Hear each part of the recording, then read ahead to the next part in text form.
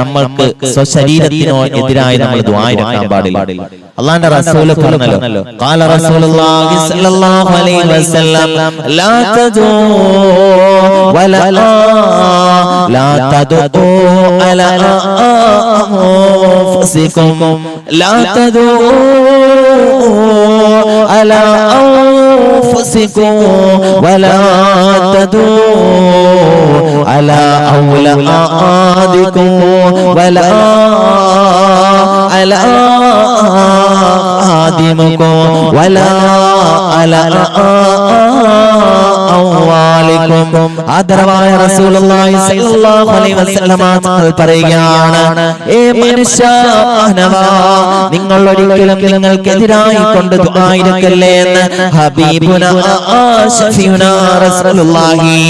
നിന്റെ ശരീരത്തിനോ നിനക്ക് എന്തെങ്കിലും ഒരു പ്രയാസം കടന്നു വരുമ്പോൾ നിനക്കെതിരായി കൊണ്ട് നീ ഒരിക്കലും ദുആ ഇരക്കരുത് എന്ന് ലോകത്തിന്റെ മുത്ത് മുഹമ്മദ് മുസ്തഫ തീർന്നില്ല അല്ലാഹുവിന്റെ റസൂൽ പറയുകയാണ്, വലാ അലാ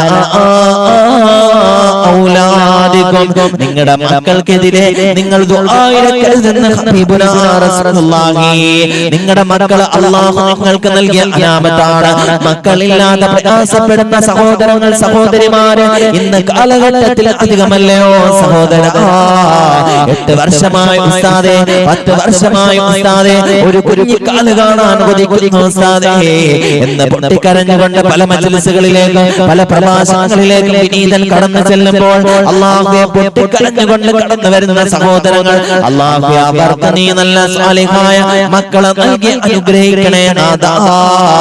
അവർക്ക് നല്ല സാലിഹായ മക്കളെ നൽകണേ അല്ലാഹ്. അതുകൊണ്ട് സഹോദര സഹോദരിമാരെ, നമുക്കുള്ള മക്കള് അത് അല്ലാഹു നമുക്ക് അനുഗ്രഹിച്ചതാണ്. കണ്ണുള്ളപ്പോഴേ പെണ്ണിന്റെ വില അറിയുകയുള്ളൂ എന്ന് പറയുന്നത് പോലെ മക്കളില്ല എങ്കിൽ അതിന്റെ വില നിങ്ങൾ മനസ്സിലാക്കുന്നതാണ്.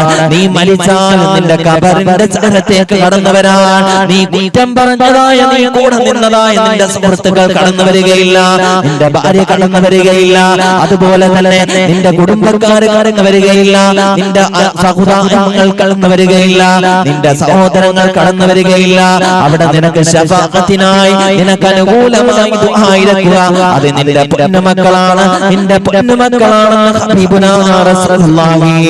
അതുകൊണ്ട് സഹോദരാ, അതുകൊണ്ട് സഹോദരിമാരെ, നമ്മുടെ മക്കൾക്കെതിരായി നമ്മൾ ദുആ